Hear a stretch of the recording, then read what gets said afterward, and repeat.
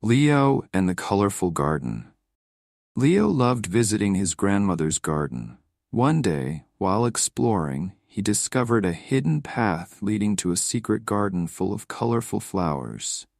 Each flower whispered secrets of happiness, friendship, and love. Curious, Leo spent time there, listening to the flowers' stories. He learned that blue flowers represented friendship, yellow ones signified joy, and red ones symbolized love. Inspired, Leo decided to bring this magic back to his world. He picked a few flowers, promising to plant their seeds in his own garden. When he returned home, Leo shared the flowers with his friends and family. They all helped him plant them in his backyard, creating a beautiful space where everyone could play and laugh together. As the flowers bloomed, they spread happiness throughout the neighborhood.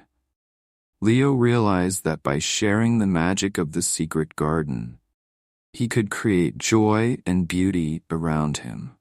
Every time he saw the colorful flowers, he felt grateful for the lessons they taught him about love, friendship, and the importance of sharing. Leo knew that even small acts of kindness could brighten the world.